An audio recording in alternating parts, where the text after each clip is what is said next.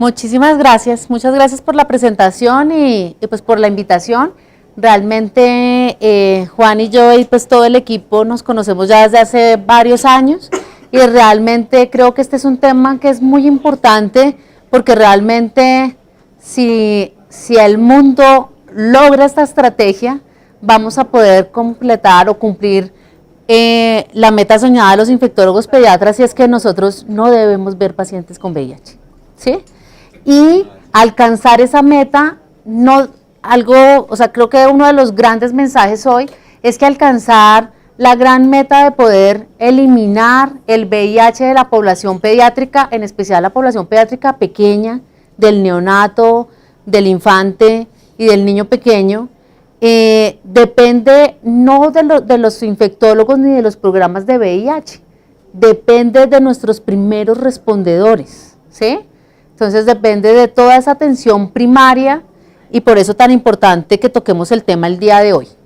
Esta diapositiva que les traigo es porque adicionalmente hoy quisimos traer todos los datos del nuevo documento que acaba de salir publicado por el Ministerio de Salud, en los cuales ya está el consolidado de toda la estrategia para la erradicación de la transmisión materno-infantil del VIH, sífilis y hepatitis B y enfermedad de Chagas en Colombia hasta el 2016. Únicamente vamos a hacer énfasis en los datos de la transmisión de VIH, pero trae muy buenas noticias este documento, pero precisamente esas buenas noticias nos deben alentar a que como país lo vamos a lograr si realmente trabajamos, pero no a nivel del tercer nivel. O sea, a veces vemos el VIH como un problema de los subespecialistas y de los grandes programas multidisciplinarios y en realidad las actividades más importantes son para que no crezca la población con VIH y esas actividades están en manos de todos los niveles de atención y eso incluye en gran medida al primer nivel de atención. O sea, a nosotros nos llegan muchos, o sea, en términos generales nos llega el expuesto y el enfermo. Entonces tenemos que atacar todos los niveles. Básicamente para que recordemos, pues la infección madre-hijo, la ruta puede ser intrauterina, intraparto o postnatal con la lactancia materna. Nosotros somos un país que si bien no corresponde a los países del primer mundo del primer mundo, tampoco corresponde a un país con muy bajos recursos. Es decir, podemos asegurarle fórmula láctea a nuestros pacientes expuestos y hay que luchar por eso. Realmente acá en Bogotá vemos que con la mayoría de los aseguradores nos va bastante bien, pero hoy también les hacemos esa segunda invitación y es a luchar por la fórmula láctea en nuestros niños expuestos. Las madres infectadas, si no hiciéramos absolutamente nada dentro de la estrategia, si no reciben terapia antirretroviral, entre 15 a 45% de sus hijos van a nacer infectados. Eso es un porcentaje altísimo comparado con el 0,07% de los hijos de mamás con VIH si aplicamos toda la estrategia. Entonces esa es nuestra meta, estar por debajo del 2%, pero aún más bajo. Acuérdense que la meta sí, es la que debemos cumplir como país, la que debemos cumplir ante OMS, pero no quiere decir que no tengamos una meta aún mucho mayor, que es la de estar en 0,07, que es lo que teóricamente podemos alcanzar a reducir con todas las herramientas. El riesgo nos aumenta 35 a 40% si adicionalmente reciben lactancia materna. Entonces, con MIPRES, sin MIPRES, con fórmula, pero logremos conseguir esos tarritos de leche. La transmisión sexual es importante en adolescentes, ya lo han hablado varios de los expositores, también tenemos que trabajar a todo nivel, en la escuela, en las familias, en nuestra consulta, pero no solo en la consulta de infecto, en la consulta de puericultura, en la consulta de adolescentes, en la consulta del médico general, y por transfusión sanguínea, que realmente ya llevamos muchos años sin que en el mundo se documente que persista ese tipo de transmisión. El VIH continúa siendo la mayor enfermedad de salud pública a nivel global para la OMS. 36.9 millones de personas a la fecha conviven con esta enfermedad, conviven con el virus, perdón, y para el 2017 se reportaron alrededor de 940.000 muertes en el mundo. 1.8 millones de casos nuevos para el 2017. Entonces, es una de las cosas que más preocupa estas cifras, y es, a pesar de todas las estrategias mundiales, casi 2 millones de personas nuevamente fueron casos nuevos para el año inmediatamente anterior.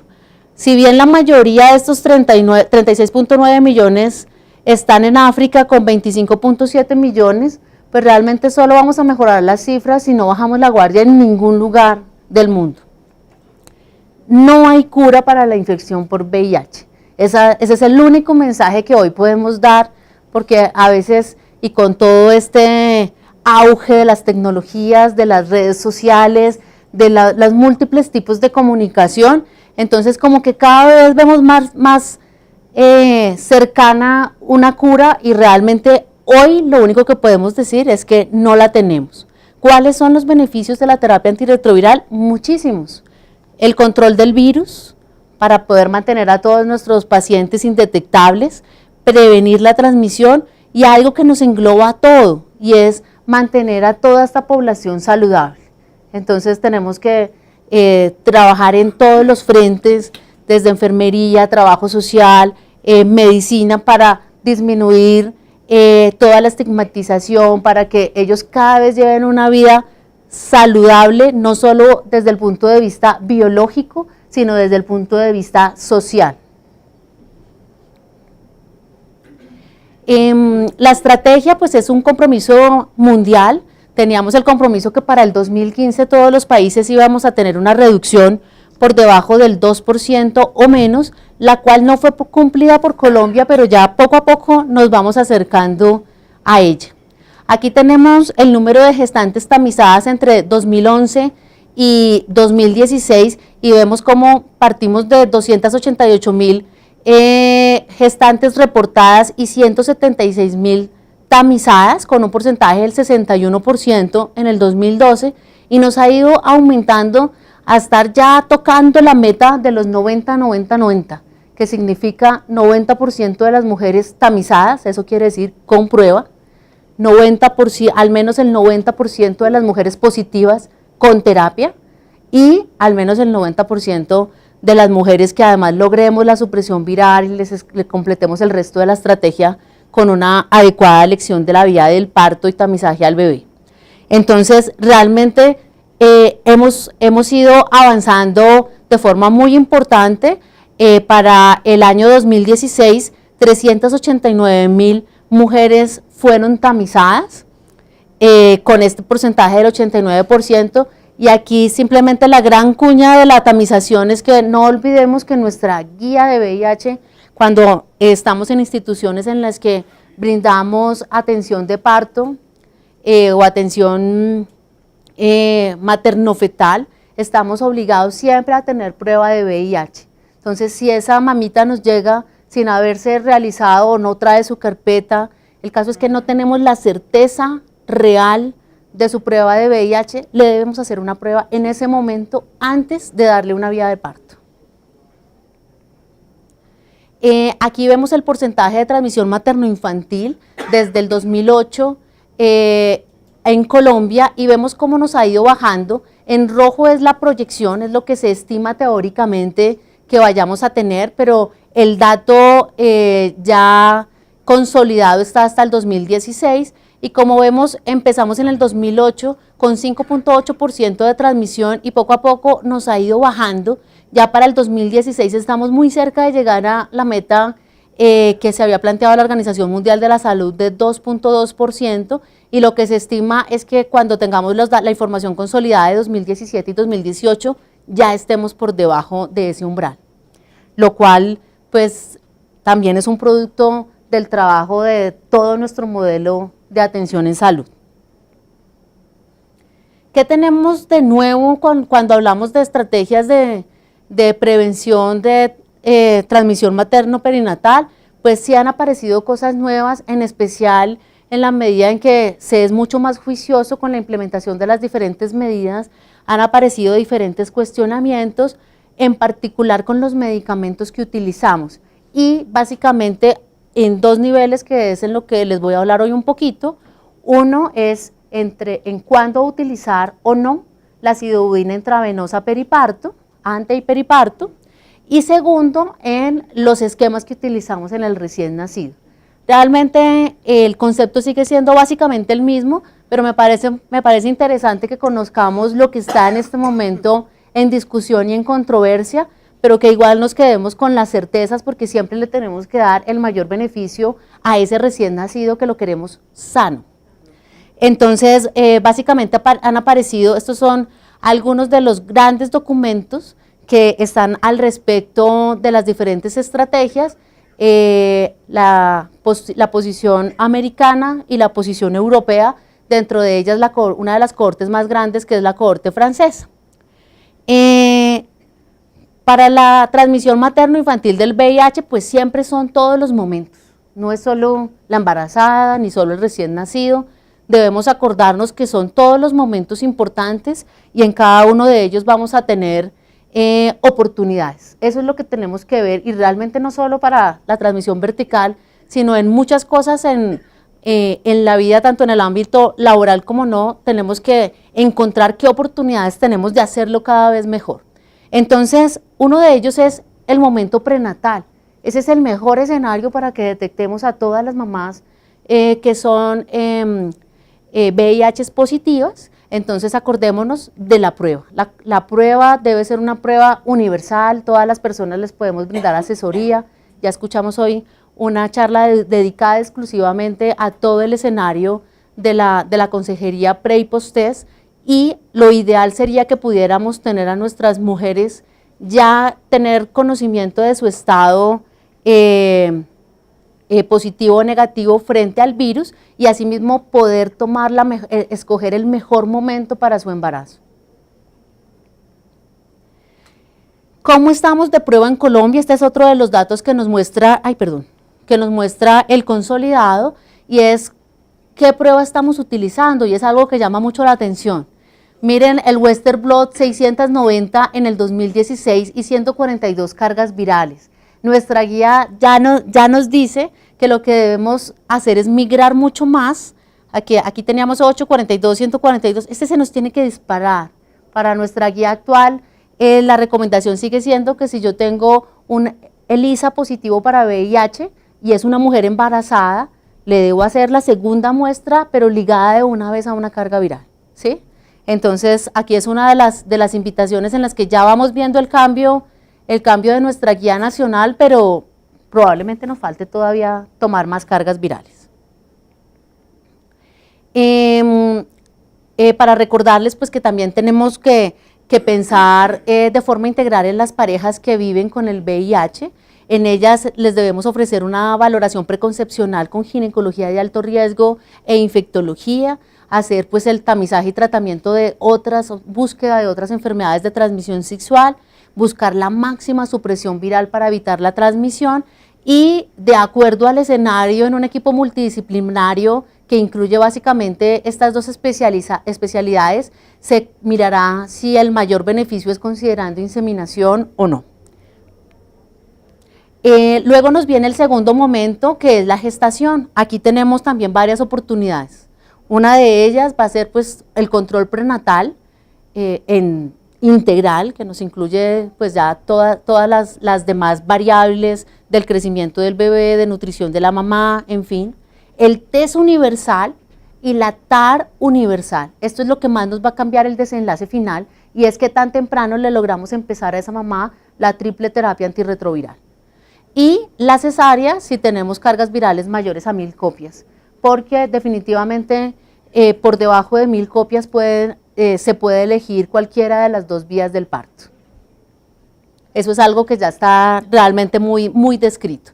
Entonces, la gestación, planear para inicio, continuación y modificación de la terapia. Si es una mujer que ya es conocida con el diagnóstico, pues lo que vamos a hacer es hacer un ajuste para la terapia lo menos teratogénica posible. TAR temprana, siempre ojalá desde lo más temprana que podamos es lo que más nos va a impactar. mantener las cargas virales por debajo del límite de detección en el embarazo y para el resto de la vida. Esta mujer no es importante solo cuando está embarazada, y es otra cosa que yo quiero resaltar, y es porque una vez nace ese bebé, esa mujer también sigue siendo muy importante y no debemos abandonarla y volcar todos nuestros esfuerzos por el chiquitín, sino que tenemos que seguir cuidando al binomio. Esta es una estrategia para el binomio. La terapia en la gestación, intraparto y en el neonato, y la adherencia a TAR, que va a ser una de las cosas que nos va a facilitar que la estrategia sea exitosa. Como ven, los niveles de evidencia, todos son nivel de evidencia A, 1 y 2. El abordaje integral no es solo el ginecólogo por un lado, ni el infectólogo por el otro.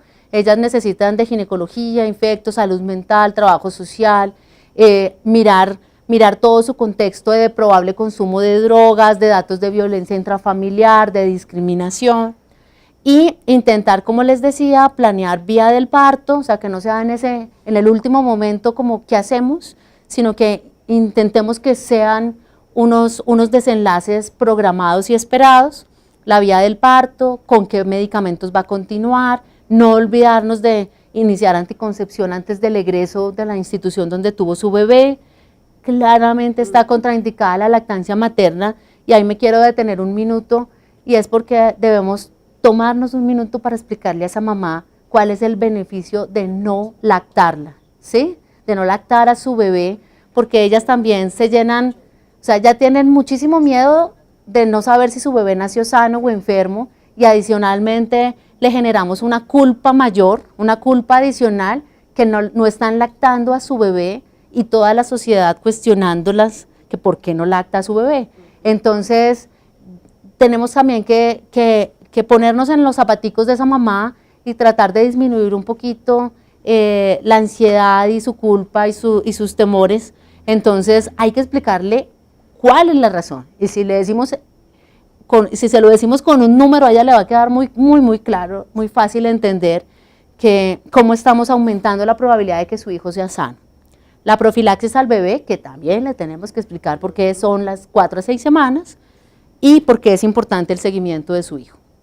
Acá no me voy a detener, es solo para que sepamos que en el documento de nuestra guía están los diferentes esquemas que utilizamos para la terapia antirretroviral en la gestante. Con respecto a la teratogenicidad, realmente los estudios indican que con las primeras líneas que utilizamos no hay una diferencia en la tasa de defectos al nacer. Y eso también se los debemos contar para favorecer la adherencia a la terapia. Se ha encontrado un riesgo incrementado 2 veces para darunavir, didanosina, efavirenz, indinavir, raltegravir, ripivirina y estabudina, y para este otro grupo un aumento de 1.5 veces, pero realmente no son incrementos en el riesgo significativos y nos supera el beneficio de la terapia antirretroviral. El seguimiento, ¿cómo lo hacemos? La carga viral a la gestante en la consulta inicial, a las 2 a 4 semanas posterior al inicio de un cambio de terapia si es que lo ha requerido, y mensualmente hasta lograr que esté indetectable. Si desde el comienzo ya esa mamá venía indetectable, lo único que vamos a hacer es tomarle cada 3 meses. Es también importante el recuento de CD4 a la gestante y la prueba de genotipo que pues la tomamos a los pacientes al inicio de la terapia o cuando no se logra supresión viral. Pero el no tener el genotipo no nos debe retrasar el inicio de los medicamentos. Entonces, el siguiente paso es el intraparto, y acá estos 2 asteriscos es porque es uno de los temas que en este momento están empezando a cambiar y probablemente cada vez están un poco más claros, y es con respecto a la medicación intraparto. La vía del parto no tiene discusión, más de 1000 copias es cesárea o cesárea, siempre. Con respecto a la acidobudina intraparto, pues bueno, si el diagnóstico de esa mamá se hizo periparto o muy reciente o nunca ha recibido terapia, está indicado, no hay nada que pensar ni nada que discutir. Si tengo la carga más de 1000 copias, está indicada con una recomendación y una evidencia A1 sumado a cesárea. Acá es donde nos empieza un poco la controversia, y es la carga viral entre 50 y 999 copias, donde el riesgo es de 1 a 2%, y los datos aún son inadecuados para establecer algún beneficio. Y dicen que puede ser considerada, pero un nivel de evidencia C2 es muy bajo, así que si nosotros aterrizamos esta literatura a la vida real, hoy Colombia, a esta paciente le vamos a poner la sidobudina intravenosa.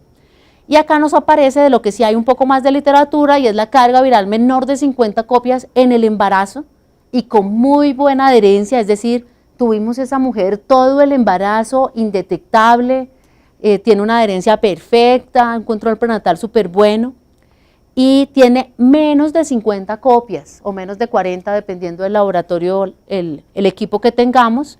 Aquí no se recomienda con un riesgo menor del 1%, que es prácticamente el mismo riesgo que está descrito para toda la estrategia.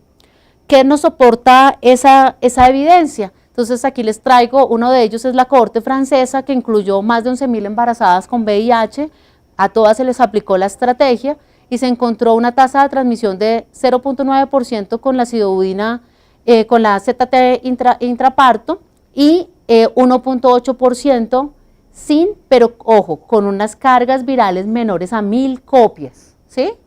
Cuando se hace el filtro y realmente se mira únicamente las que estaban indetectables, es cuando vemos que el valor, el riesgo es del 1%.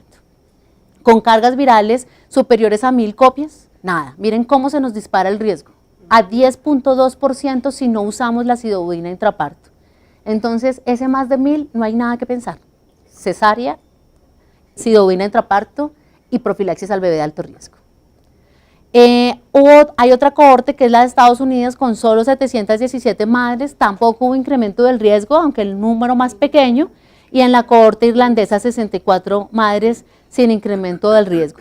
Con esta literatura solo podemos considerar no usar la sidobudina intraparto en la que está completamente indetectable. Aquí está también para que recordemos que si en algún momento se nos olvida cómo es que se pone la sidobudina, está gratis en Google, nuestra guía, y ahí aparece la tabla. Entonces, que no necesitamos sabernos todo de memoria, sino saber dónde encontrarlo. Luego nos aparece el momento postnatal, que es nuestro recién nacido, y como ven en esta presentación, ese recién nacido no está desligado de la mamá en ningún momento, y por eso ni los pediatras nos desligamos de la estrategia para un solo pedacito, ni los adultos, los que ven los adultos se deben desligar de ese bebé. ¿Cuáles oportunidades tenemos? Unas muy claras, una ya lo describimos, no lactancia, ya sabemos cuál es el riesgo incrementado. 2 es la profilaxis, que es en el que me voy a detener un poquito, y si el niño está infectado, pues le debemos brindar toda su atención integral. La estrategia entonces en el hijo, la profilaxis antirretroviral pues nos reduce el riesgo de la transmisión perinatal. El hijo de madre con diagnóstico periparto siempre debe recibir terapia, pero terapia triple, como ya vamos a ver, y igualmente para los niños en los que ya confirmamos la infección. Miren cómo nos ha ido entonces con nuestros niños y niñas expuestas por años. Entonces aquí tenemos, acá está el consolidado de todos los niños expuestos en Colombia desde el 2008, expuestos al VIH para el 2016, 858, los que fueron diagnosticados positivos menores de 2 años, 19, lo cual de estas cifras es que sale nuestra gráfica previa del 2.2% de transmisión. Entonces, cada vez estamos más cerca de esa meta y lo más importante cuando analizamos metas es ver la tendencia. Esta es la tendencia que siempre quisiéramos ver en cualquier meta que nos pongamos. No es que alcancemos la meta de un día para otro o en metas como estas de un año al otro, pero esta es la tendencia, estamos haciendo la tarea. Entonces, ¿qué estudios tenemos acerca o nuevos se están haciendo acerca de la profilaxis en el recién nacido de alto riesgo? Este es uno de ellos, que es uno relativamente grande, que incluyó 1.746 neonatos, todos alimentados con fórmula, y tenía 3 brazos, 6 semanas con la sola sidobudina, 6 semanas sidobudina más 3 dosis de nevirapina, 6 semanas de sidobudina más 2 semanas de la midobudina nelfinavir, o sea, triple esquema, y 41% de todo este cohorte, las mamás recibieron adicionalmente sidobudina en el momento del parto. Ahí tenemos uno de los primeros sesgos y es porque el 100% de ellas, porque todas son de alto riesgo, debieron haberlo recibido. El riesgo de transmisión intraparto fue para cada uno de esos brazos 4.9, 2.2 y 2.5 respectivamente. ¿Eso a qué nos lleva? A que está muy claro, si es de alto riesgo, necesita 2 o 3 medicamentos, ¿sí? Y entonces nos quedamos con el segundo y el tercero, en el cual no había una diferencia estadísticamente significativa, pero sí en uno de los eventos adversos, que fue la neutropenia. En el tercer brazo hubo significativamente mayor incidencia de neutropenia, del 27.5% versus 15% en los que recibieron el esquema convencional de alto riesgo de sidobudina más 3 dosis de nevirapina, con una P francamente significativa. Entonces, digamos que la conclusión de este trabajo es que si es de alto riesgo, necesitamos al menos 2 medicamentos y a lo que vamos en este momento probablemente está bien que sigamos con sidobudina nevirapina. Estos son otros trabajos que tenemos. Uno es el reporte que apareció en el 2013, que dio todo un recorrido de que ya estaba la cura para el VIH porque había una cura funcional de un recién nacido. Solo les traigo en un renglón el resumen de qué fue lo que pasó con ese caso. Correspondió a un recién nacido de 35 semanas. Ese bebé recibe terapia triple desde el momento del nacimiento durante 18 meses, rápidamente está indetectable y se mantiene indetectable, y la mamá decide suspender la tara a los 18 meses porque ella cree que su hijo está sano, y nos hace un efecto de rebote a los 4 años, ¿sí? Entonces, porque a veces volvemos al tema del manejo de la información y es que podemos verla parcial. Entonces, ahí viene el reforzamiento a ese mensaje que nos daba la OMS con respecto a la conmemoración del Día Mundial del VIH, que fue las primeras cifras que les traje, y es que hoy no tenemos cura. Estos son otros dos trabajos que son en Canadá, 136 neonatos de alto riesgo con terapia triple, 9 de ellos al final enfermaron, pero no hubo grupo control. Entonces Canadá corrió un segundo estudio en el que incluyó 148 neonatos expuestos de alto riesgo y 145 controles considerados neonatos expuestos de bajo riesgo. Así fue como los parearon. Al final, 5 estuvieron enfermos del grupo de alto riesgo y 0 enfermaron de los de bajo riesgo utilizando monoterapia o doble esquema. Entonces, nos sigue reforzando la importancia de los 2 medicamentos para el de alto riesgo. Y básicamente estos otros 4 trabajos están en este momento activos, trabajando cuál es el mejor esquema recomendado para los recién nacidos con respecto a terapia triple, es decir, en los que hay muy alta probabilidad de que ese niño esté enfermo, y es la mamá que tiene una carga viral muy alta o que acabamos de diagnosticar periparto, o el bebé que es neonato y tengo la carga viral ya positiva en la mano. Estos siguen apoyando a medicamentos como sidobudina, lamivudina, nevirapina, que son los que convencionalmente utilizamos. Para resumirles lo que les acabo de contar, está esta tablita.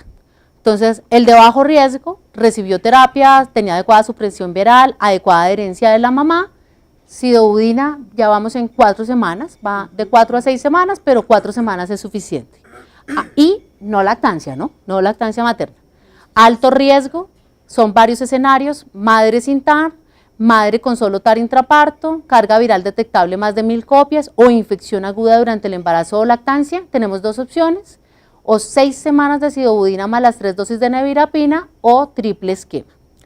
Presunta exposición es madre con estado desconocido y test positivo intraparto y o posparto.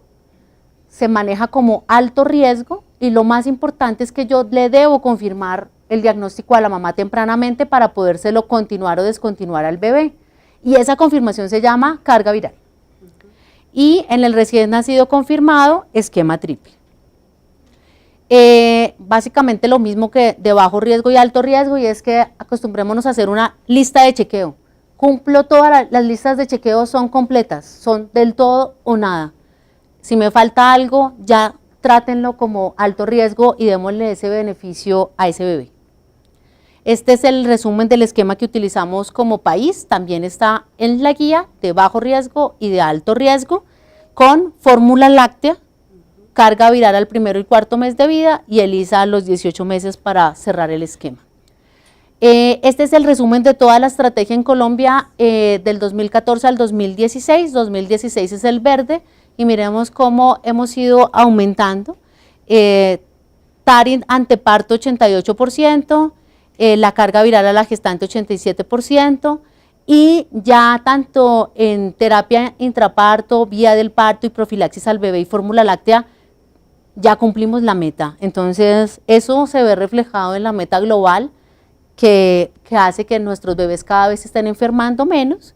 Aquí tenemos básicamente como si estamos cumpliendo. Acá tenemos los que iniciaron terapia en el segundo trimestre, en el tercer trimestre el 21% para el 2016, pero este es anteparto. Algo que es muy importante es que intentemos iniciar la terapia antirretroviral en segundo trimestre, porque su efectividad, su eficacia en la estrategia va a ser muchísimo mejor. Las conclusiones: la transmisión del VIH puede ser en el embarazo, en el parto, con la lactancia, entonces debemos abarcar acciones a estos 3 niveles. Se debe insistir en cumplir nuestro 90-90-90, que ya lo estamos cumpliendo para alcanzar nuestra meta. La tasa de transmisión materno-infantil ha ido en descenso, estamos ya muy cerca, o creemos que ya cumplimos la meta, y si se implementan todas estas medidas va a ser menor al 1%. Muchas gracias.